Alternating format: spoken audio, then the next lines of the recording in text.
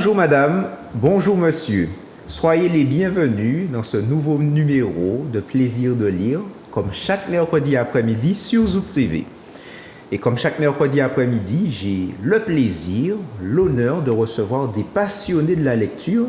Et cet après-midi, j'en reçois deux amoureuses de la lecture.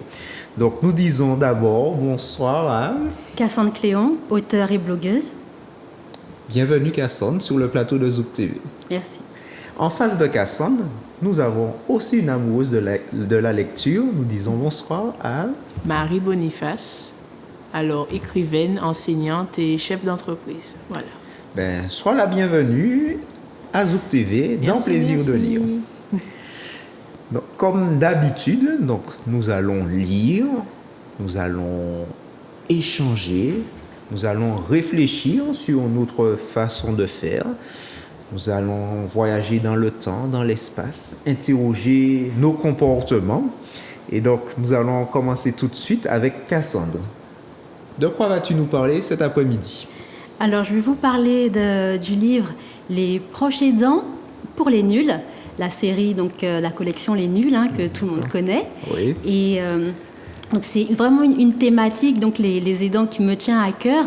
Et je tiens quand même à donner la définition pour que le téléspectateur comprenne bien. Donc les aidants, ce sont des personnes qui s'occupent d'un proche, d'un parent ou peut-être d'un enfant, d'un ami, d'un voisin qui est en situation de dépendance compte tenu d'un handicap ou de la maladie ou par le grand âge. Et donc en fait, dans cet ouvrage, il y a beaucoup de choses qui m'ont interpellée. Et surtout, ce que j'aimerais dire, c'est que j'ai fait en fait des résumés des livres sur mon blog cœuraidant.com. Et donc, dans ce livre, il y a vraiment énormément de dispositifs vraiment très concrets, des adresses, il y a les sites internet, de toutes les aides qui peuvent justement donner du répit aux aidants. Et c'est vraiment centré sur la France. C'est sur le territoire français quels sont tous les dispositifs qui existent. Et donc ce livre a été écrit par deux experts au niveau de la question des proches aidants, Jean Roche et Marina Alrubé. Alors, Jean Roche, il a été aidant familial pendant près de 25 ans. Oh. Il connaît très bien la question. C'est un entrepreneur social. Et puis, il est très investi dans le milieu associatif, dans le monde du handicap. Et puis, il est cofondateur d'un groupe associatif, Familial Solidaire, qui vraiment met en avant l'habitat inclusif. Donc c'est le type d'habitat qui permet en fait vraiment de mettre vraiment à l'aise, de s'adapter aux personnes qui sont fragiles, que ce soit par l'âge, le handicap ou la maladie. Et puis Marina Alrubé, alors elle est journaliste, elle est vraiment spécialisée dans le social, le médico-social. Elle a été jeune aidante de sa mère, enfin de ses parents, de ses parents qui étaient atteints de surdité. Elle a écrit un ouvrage, Il était une voix, VOIX, parce qu'en fait, dans cet ouvrage, elle retrace son parcours de jeune aidante auprès de ses parents, puisqu'elle devait faire la traduction en fait pour eux, puisqu'elle connaît le langage des signes. Et elle est également cofondatrice d'une agence de conseil en RH pour justement sensibiliser les employeurs sur la question des aidants. Et ils ont l'habitude de collaborer ensemble, puisque cet ouvrage, c'est la deuxième édition. Et la première édition s'appelait Les aidants familiaux pour les nuls, bien sûr, qui est sortie en 2017. Donc ils se retrouvent pour écrire effectivement ce deuxième ouvrage qui est enrichi, qui est actualisé, tout simplement, parce qu'il y a énormément de dispositifs qui ont évolué. Donc je n'ai pas encore lu la première édition, mais en tout cas dans cette deuxième édition, ce que je retiens, parce qu'il est très dense, il est, je dirais que c'est vraiment une pépite aussi à mettre entre les mains de tous les aidants et de l'entourage aussi des aidants pour qu'ils comprennent effectivement la thématique et puis qu'ils puissent trouver les différentes solutions. Alors dans ce livre, il y a plusieurs parties, mais je vais m'attacher à une partie vraiment qui me tient encore plus à cœur, c'est la partie sur la place de l'aidant. Doit-il la prendre ou pas? Et j'ai trouvé ça très intéressant parce qu'en fait, leur position, c'est qu'on n'est pas obligé justement d'assumer ce rôle d'aidant. On peut, si on n'a pas effectivement donc les compétences, si on n'a pas les moyens d'assumer cette tâche, et donc ils interrogent le lecteur, enfin ils poussent le lecteur à se poser les bonnes questions sur jusqu'où il veut aller, quels sont ses besoins, quelles sont ses limites, de s'interroger sur tout ça pour savoir effectivement s'il est prêt à jouer ce rôle ou s'il préfère justement déléguer une grande partie. Et il y a un témoignage particulièrement intéressant, c'est une femme qui parle de la relation effectivement d'aide qu'elle apportait à sa mère, qui est atteinte de la maladie d'Alzheimer. Et en fait, cette femme, elle avait toutes les casquettes. Donc elle faisait le ménage, elle s'occupait vraiment des soins, enfin, elle faisait vraiment beaucoup de choses. Et finalement, elle s'est rendue compte qu'elle perdait son rôle en tant que fille, c'est-à-dire cette relation de qualité, cette relation affective fille-mère se perdait, était un peu noyée dans tous ses rôles, et elle a décidé finalement de déléguer. Parce qu'il y a des professionnels qui peuvent prendre le relais. Il y a des auxiliaires de vie, il y a les infirmiers, il y a les kinés. Enfin, il y a différents professionnels qui sont là et qui peuvent justement soulager les dents. Et c'est ce que j'ai trouvé assez intéressant. On n'est pas obligé de tout faire. Donc, cela montre que le proche aidant n'est pas seul, il n'est pas isolé, il n'est pas livré à lui-même par rapport à la personne qu'il ou elle doit accompagner, mais il y a aussi des professionnels ou d'autres personnes qui complètent son travail ou son rôle. Tout à fait. Et ce qui est précieux dans cet ouvrage, c'est qu'il liste énormément d'acteurs qui peuvent justement soulager les proches aidants dans leurs tâches. Et ils expliquent également que les proches aidants, des fois, ils ne veulent pas déléguer. Et donc de s'interroger pourquoi ils ne veulent pas déléguer, pourquoi ils veulent tout prendre en charge, quel est le regard en fait qu'ils ont sur le fait d'apporter leur aide. Et des fois, ils se sentent un peu coupables. Donc, il y a tout ce questionnement qui est abordé. Et j'ai trouvé que c'était vraiment intéressant. Oui, justement, comme tu en parles, en voyant le titre « Les proches aidants pour les nuls ». Et je me suis dit, mais Cassandre Cléon n'est pas une nulle en ce qui concerne les proches aidants. Donc, mais apparemment, en t'écoutant, tu sembles en avoir appris des choses. Ça a pu compléter, on va dire, déjà ton expérience et ton regard sur cette fonction. Oui, tout à fait. Et donc, proche aidant pour les nuls, parce que la collection Les Nuls vraiment met, on va dire, en avant les grands sujets de société. Et il y a une pédagogie, il y a vraiment une facilité de compréhension. C'est vraiment très accessible. Et proche aidant pour les nuls, parce qu'en fait, il traite le sujet vraiment de A à Z. Tout est vraiment traité, même les sujets les plus sensibles, les plus tabous. Donc vraiment, c'est un livre, moi, qui m'a... c'est très instructif. Parce que les cas sont différents. Bien sûr. Il n'y a aucun copier-coller que l'on peut faire d'une situation à une autre. Mais il y a quand même des points communs et il y a des questionnements à avoir qui sont pertinents, et il traite vraiment de différents domaines pour éclairer les aidants. Doit-on le dire à son employeur? Et beaucoup d'aidants n'osent pas parler parce que donc tout ça c'est traité, hein. Donc ils n'aiment pas ils veulent pas dévoiler leur situation pour ne pas être stigmatisés, ou ils vont se dire qu'on va leur retirer des dossiers, ils vont pas forcément avoir des évolutions de carrière parce qu'on va pas trop compter sur eux. Donc tout ça est vraiment très bien traité et ça permet aux aidants ou même aussi à l'entourage des aidants, parce que on a soit un collègue, un voisin, un ami qui aide également un proche, et on peut leur apporter justement un soutien en se disant, en allant peut-être les voir et puis échanger, discuter. Donc c'est vraiment un livre qui permet d'aider et de soutenir l'entourage qui veut aider l'aidant et aider l'aidant également. Et ce que j'ai apprécié, c'est qu'il parle également des qualités des proches aidants. Ce savoir-être, ces soft skills qui sont finalement développés, dans l'empathie, l'écoute, ce dévouement.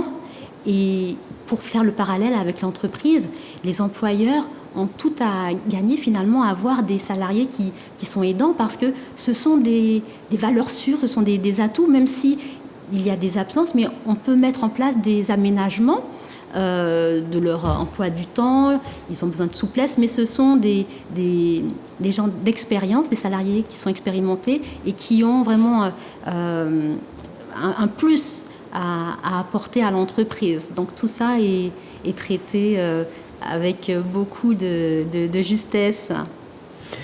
J'aime bien, tu viens de parler des qualités. Et tu as cité l'empathie, l'écoute. Et parfois, justement, en discutant avec les aidants, les proches aidants, ils ne se rendent même pas compte. Pour eux, ils vont se dire, entre guillemets, c'est normal. Mais ce sont des aptitudes. Peut-être certains avaient un minimum au départ, mais à la longue, on les développe. Et le travail que ces proches aidants font, ce n'est pas aussi facile qu'on pourrait. Ça ne va pas de soi. Donc peut-être pour eux, bien sûr, ils le font de bon cœur, ils le font avec du dévouement, mais ça demande une certaine patience, ça demande une certaine maîtrise. C'est comme pour tout travail, toute fonction, il y a des compétences, il y a des aptitudes à avoir, en tout cas à cultiver à la longue pour bien tenir. Et peut-être on va retenir que celui-là, il sait courir le 100 mètres en peut-être 10 secondes. Celui-là, il peut porter une charge de plus de 100 kilos. Et puis ça va peut-être ce sera très médiatisé, mais il y a des qualités, des aptitudes comme celles que tu as mentionnées.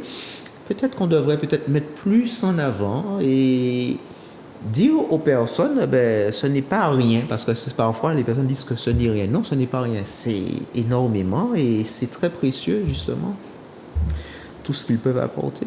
Tout à fait, exactement, et ça leur permet justement de voir toutes ces qualités, comme tu disais, qu'ils ont pu développer parce qu'ils n'en ont pas forcément conscience, et puis la société aussi, que la société reconnaisse toutes ces qualités, qu'ils soient mis plus en valeur, parce qu'en fait, comme tu dis, c'est un rôle qui n'est pas forcément évident, et puisque les lois, c'est vraiment que chacun puisse comprendre l'étendue de ce qu'ils font, parce qu'en fait, un jour ou l'autre, on sera peut-être un aidant ou un aidé. Donc, valoriser ce rôle et puis surtout les soutenir. Donc, c'est vrai qu'il y a beaucoup de dispositifs et j'étais assez étonnée vraiment par la richesse de tout ce qui existe. Par exemple, pour partir en vacances avec son proche, il y a par exemple les bobos à la ferme. Il y a beaucoup de dispositifs et j'ai vraiment, moi je pense qu'il faudrait encore plus mettre en lumière, en avant tout ce qui existe pour les aidants. Et dont tu parlais effectivement de cette reconnaissance. Donc plus on va pouvoir parler de cette thématique, plus effectivement ils vont pouvoir se reconnaître comme des aidants, et l'entourage aussi pourra les aiguiller parce qu'un aidant, il a souvent la tête dans le guidon. Il est H24, il est là et finalement, ce sont les autres autour qui peuvent lui apporter, voilà, on va dire, l'aider à prendre ce recul-là en lui disant, mais tu sais, tu peux partir en vacances, il y a tel dispositif qui existe, telle structure. Et donc, voilà, il y a beaucoup de choses qui peuvent, qui méritent d'être encore plus, voilà, les choses devraient être mises en lumière. C'est vrai que les proches aidants, comme tu dis, ils ont la tête dans le guidon, H24, aussi bien, entre guillemets, le proche aidant qui serait peut-être en permanence avec son proche, que le proche aidant qui a aussi une activité, soit professionnelle ou autre, parce que bien que ce proche aidant ne soit pas peut-être physiquement côte à côte avec la personne qu'elle accompagne, mais sa pensée, son esprit, j'imagine, je ne l'ai jamais été, mais j'imagine que peut-être la personne accomplit une tâche, mais elle pense à son proche, peut-être qui est prise en charge par une autre personne, mais ça continue à réfléchir, à fonctionner. Et, comme tu dis, il n'y a pas forcément ce recul pour analyser les choses. Et effectivement, le proche aidant, il y a de l'énergie qui est dépensée. À un moment, lui aussi, il a besoin de recharger pour lui, recharger pour la personne qu'elle accompagne afin de faire le plein et de poursuivre. Tout à fait, effectivement. Et cette charge mentale, en fait, finalement, que l'aidant a un peu continuellement, en étant justement dans une relation de confiance avec les professionnels, il peut effectivement lâcher prise. Donc, c'est une façon, effectivement, de pouvoir être plus détendu, mais il y a vraiment beaucoup de dispositifs qui sont mentionnés. Et tu parlais effectivement des salariés et des personnes qui sont toujours au domicile, qui font vraiment que ça. Et ce que je trouve aussi pertinent, c'est que les personnes qui travaillent disent que le travail est une sorte de répit finalement, de voir autre chose, d'aussi se socialiser, avoir des collègues, sortir un petit peu de ce cadre quotidien. Et puis, et donc voilà, j'ai trouvé que c'était assez intéressant. Donc l'idée n'est pas forcément de quitter son travail. Enfin, s'ils souhaitent continuer à travailler, eh bien qu'ils puissent être accompagnés par les employeurs, et puis que le proche aussi puisse être accompagné dans les meilleures conditions. D'accord. Merci beaucoup, Cassandre. Je retiens aujourd'hui, par rapport à ce que tu nous présentes, que le proche aidant n'est pas seul. Il peut se faire lui-même accompagner, il peut se faire conseiller, il peut se faire guider. Et il peut être soutenu aussi par d'autres personnes, au pluriel, par des groupes, pour l'aider à remplir sa mission. Tout à fait. Et c'est vrai que les dispositifs sont tellement riches que je n'aurai pas le temps de tout lister. Mais l'idée aussi centrale, c'est comme tu disais, pour que l'aidant puisse tenir bon, qu'il puisse déléguer et qu'il puisse prendre soin vraiment de lui, parce qu'un aidant épuisé, fatigué ne va pas pouvoir être efficace. Donc c'est cette approche qui est aussi qui est énoncée dans l'ouvrage. Donc c'est à mettre entre toutes les mains. D'accord, on retient à mettre entre toutes les mains, que nous soyons nuls ou pas, nous pouvons en sortir grandis. Et merci beaucoup, Cassandre, c'est toujours un sujet qui nous touche et qui reste d'actualité, et nous continuons à apprendre à chaque fois concernant la problématique des proches aidants. Merci beaucoup. Alors, nous allons maintenant nous tourner vers Marie. Donc, de quoi vas-tu nous parler? Alors aujourd'hui, je vais parler de mes 2 ouvrages. Le premier que j'ai publié, je crois, il y a 2 ans. D'accord. Mémoire d'une féministe radicalisée, le deuxième, qui est sorti cette année, qui s'intitule L'arbre. D'accord. Mémoire d'une féministe radicalisée, et l'autre, c'est L'arbre. Oui. D'accord, comme un arbre. Voilà, non. D'accord. Alors, de quoi vas-tu nous parler d'abord? De Mémoire d'une féministe radicalisée, qui est sorti, c'est le premier, quoi. Alors, je raconte l'histoire d'une petite fille, quoi, d'une adolescente, qui va être victime d'un viol. Et après ce viol, elle va complètement changer. Sa façon de voir le monde, ses relations, tout va changer. Ses parents vont essayer de trouver des solutions, mais rien à faire. Elle va rester accrochée, on va dire, à ce traumatisme. Elle va aller encore plus loin, elle va se spécialiser dans la psychologie, mais pour les personnes atteintes de folie, de démence.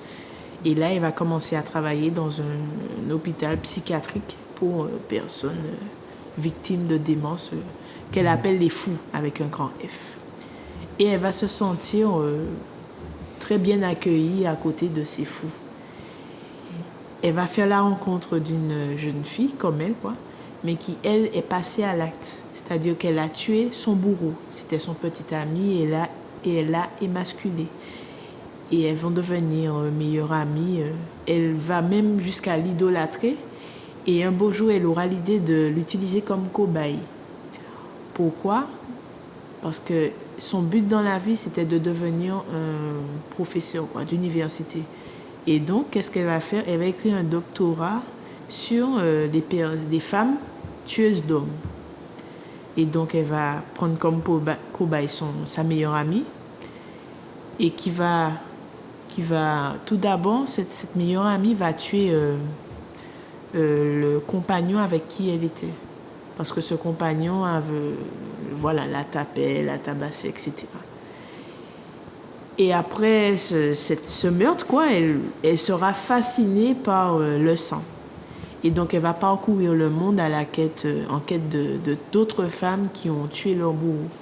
Elle va parcourir le monde des normaux. J'appelle le monde des normaux le monde qui veut paraître être existant.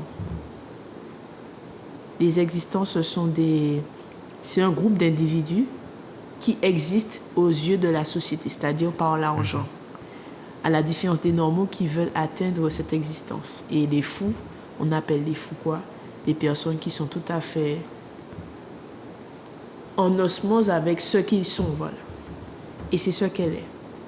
Donc, quand elle va arriver dans ce monde des existants, elle va rencontrer une femme qui s'appelle Némésis, qui va complètement changer sa vie, puisque quand elle va publier cet ouvrage, elle va se faire énormément d'argent, beaucoup de renommée.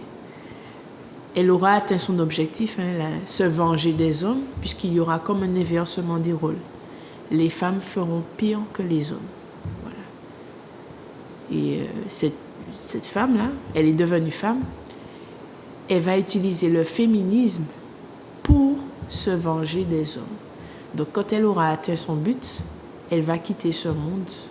Je ne sais pas si elle se suicide ou bien elle va aller dans un pays où elle va retrouver sa paix qu'elle n'avait jamais eue.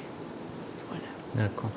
D'où l'expression radicalisée. Voilà, parce que féministe radicalisé. On peut avoir féminisme sans forcément avoir radicalisé. Tout à fait. D'accord. Et donc tu dis qu'elle part, mais on ne sait pas dans quelles circonstances. Voilà, on ne sait pas. D'accord.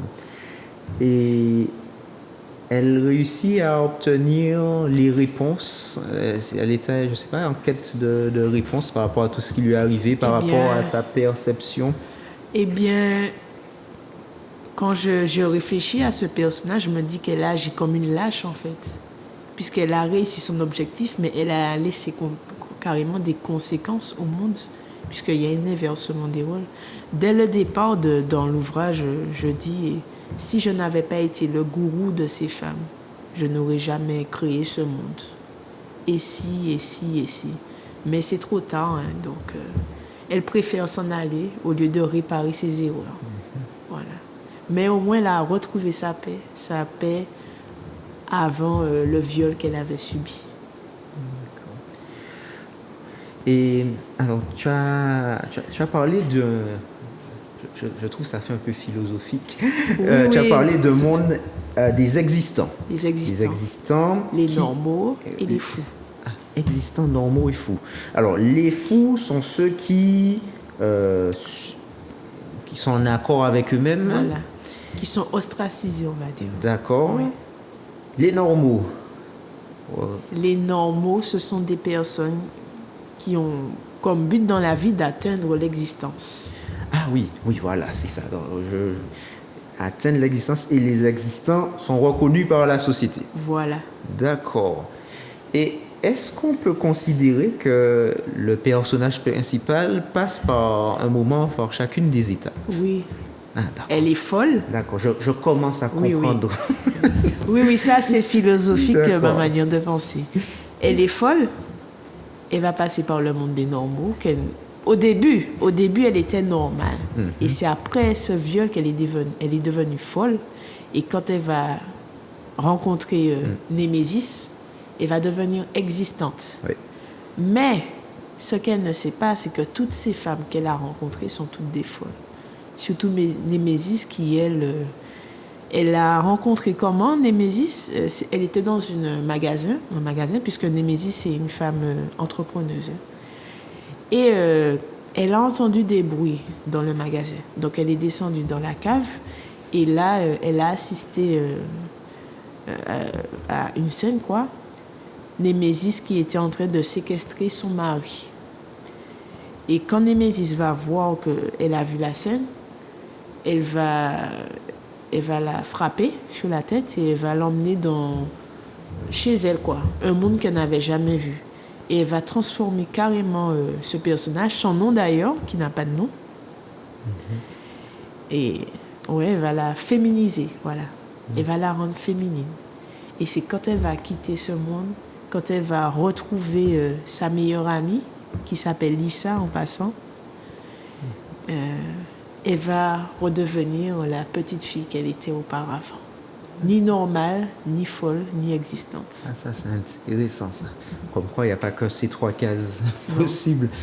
Est-ce que dans Féministe radicalisé, il y a une morale ou une leçon? Alors, un enseignement? Je ne suis pas pour le féminisme. Je ne suis pas pour les idéologies. Dans l'ouvrage, justement, j'explique le pourquoi. Tout ce qui se termine en isme est très nocif pour la société.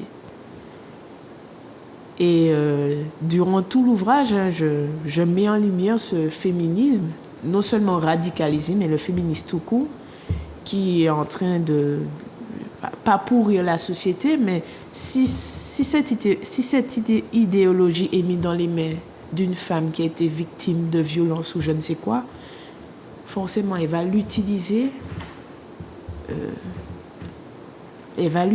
contre les hommes, pas pour le bien des autres femmes, mais contre les hommes. Voilà. D'accord. On peut être femme sans être féministe. On peut être femme sans être féministe. Oh là là, ça ferait un débat on n'aura pas assez de temps dans cette émission, mais ça, j'aimerais bien prendre ce débat-là un jour. On peut être femme sans être féministe. On pourrait d'ailleurs inviter des féministes à ce sujet, radicalisés ou pas, ou modérés, ou... D'accord. Alors, et cet arbre? Ah, l'arbre. Ça me fait penser, alors en voyant le titre, l'arbre, ça me fait penser à quelque chose de mystérieux. Donc peut-être je me trompe, peut-être ça n'a rien à voir, peut-être c'est juste un arbre tout simple, mais l'arbre, surtout le titre, l'arbre là, ça pique ma curiosité. Alors l'arbre... C'est peut-être fait exprès. Oui, peut-être. Oui. L'arbre, je raconte l'histoire, encore une fois, d'une femme, cette fois-ci qui est victime d'inceste. Victime entre guillemets, puisque elle tombe amoureuse de son père, quoi. Et elle va faire la rencontre de ce personnage, de cette femme. Et elle sera tellement influencée qu'elle va suivre toute son actualité, quoi. Quand il y aura des séances de dédicaces, elle sera présente.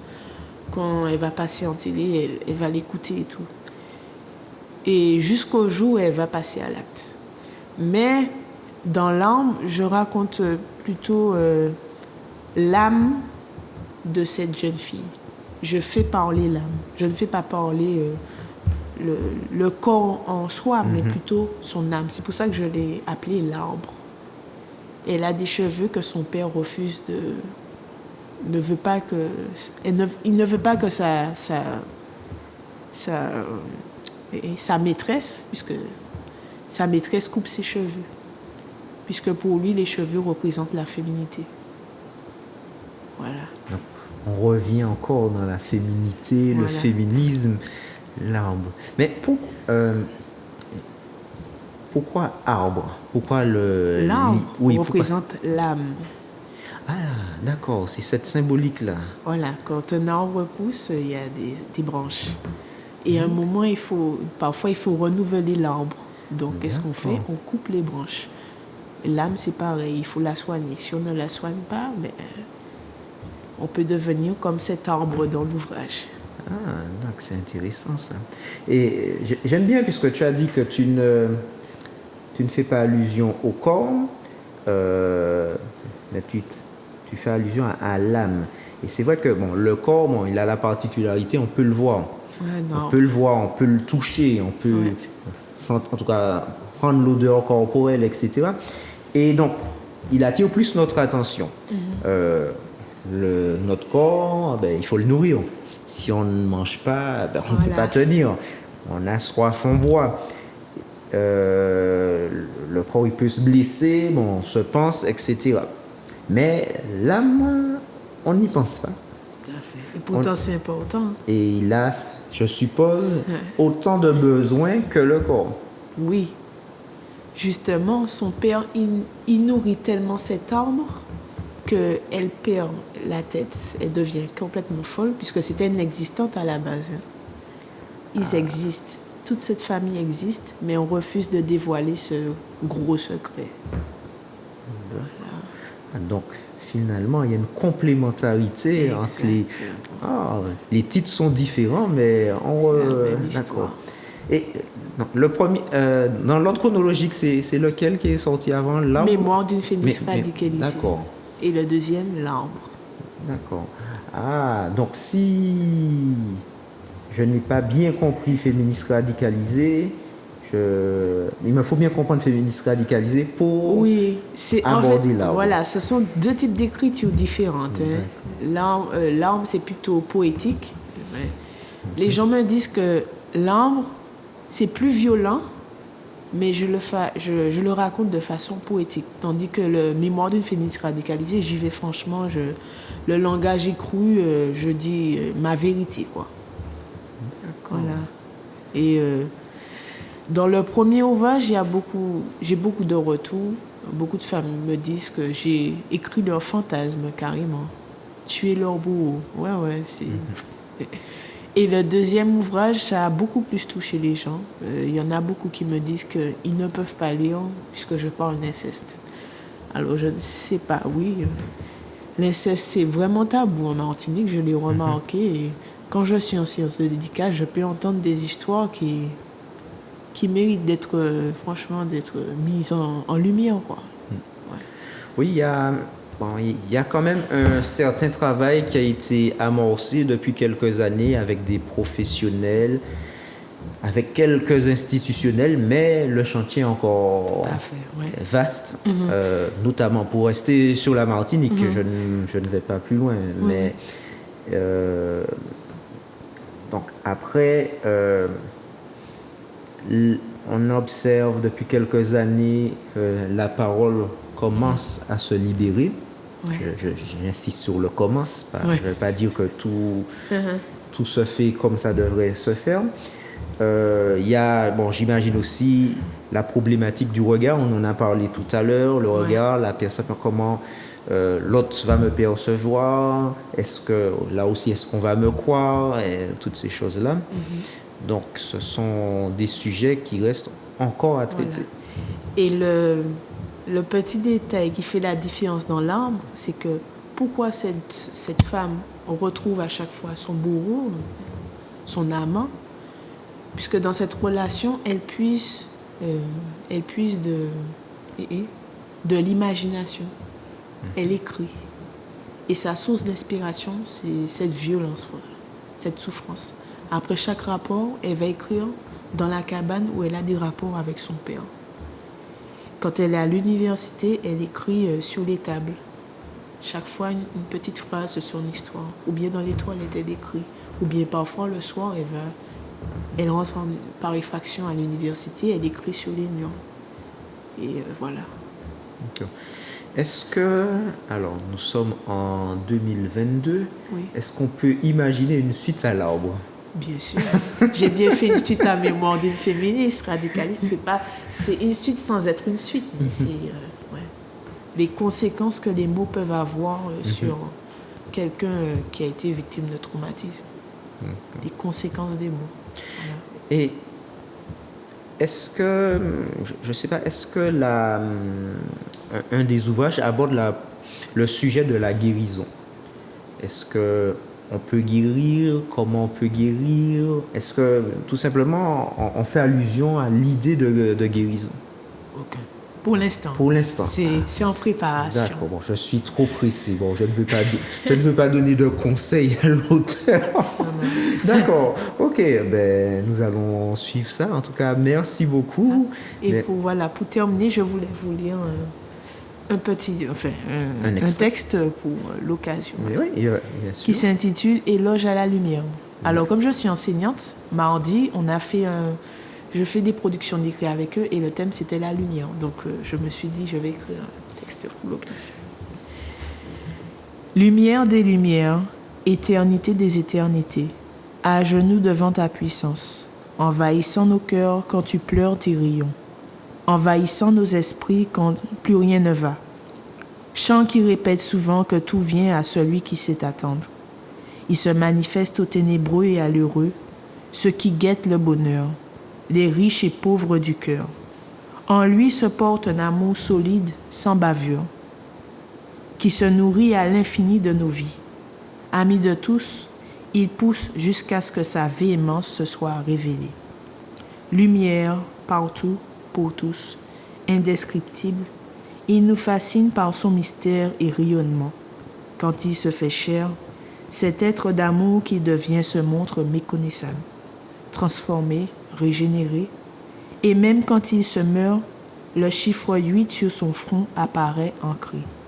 La racine ayant poussé n'a sans cesse grandi sur l'être touché et ne mourra jamais. Lumière des lumières, paix assoiffée de rédemption, l'amour le rend rose à chacun de ses pas. Croire en lui, c'est croire à la mère de tout, la vérité. Accomplie, elle se déchaîne et secoue les têtes qui tournoient de lumière. Et tels des génies de lampe divinité, nos sens allument et nous comprenons le sens de la vie. Devenant ces êtres de lumière, nous sommes enfin prêts pour le véritable amour, celui qui s'unit et guérit nos blessures et craintes, et qui donne tout sans compter. Toi, lumière, toi, mon cœur, je te remercie pour la chaleur réconfortante qui apaise.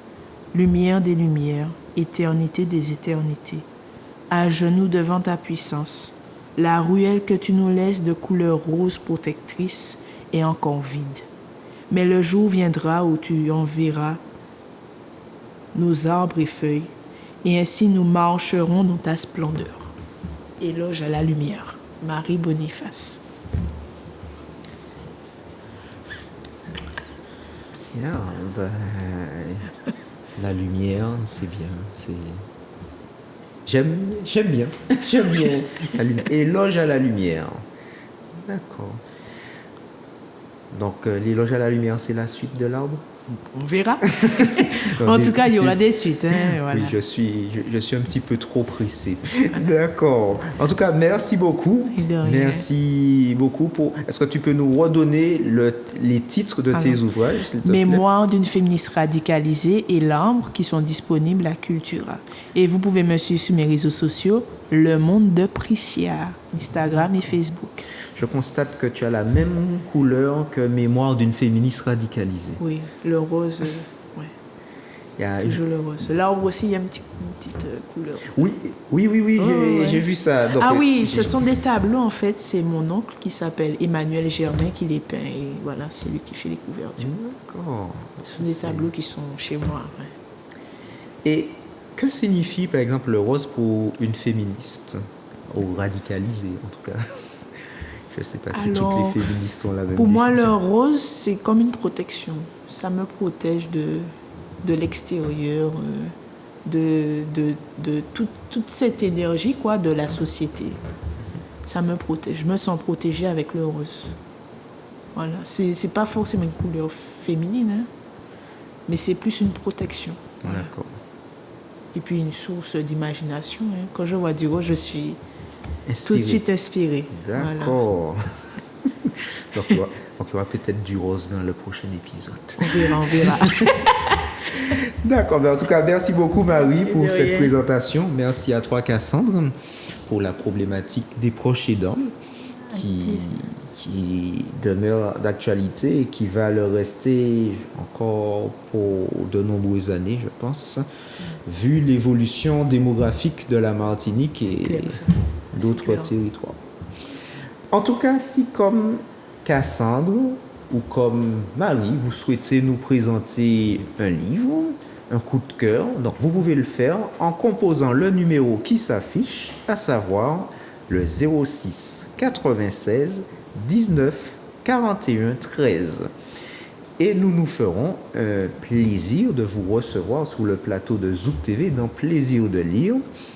Merci Cassandre à nouveau. Merci. Pour ta présentation. Merci pour les informations que tu nous donnes. Et cela nous montre que on n'a pas encore fini d'épuiser le sujet. Il y a tant à dire. Tout à fait, exactement. Et être proche aidant, donc ça concerne vraiment tout le monde. Donc plus on va en parler, plus il y aura cette reconnaissance de l'aidant. Il pourra trouver des solutions. D'accord. Merci Marie pour tes deux ouvrages, Mémoire d'une féministe radicalisée et L'Arbre, Ouais. qui nous ont fait réfléchir et je ne sais pas si on peut dire philosopher, mais en tout cas réfléchir et reconsidérer certains points de vue. D'accord, merci à vous tous, chers téléspectateurs, et puis je vous dis à très bientôt.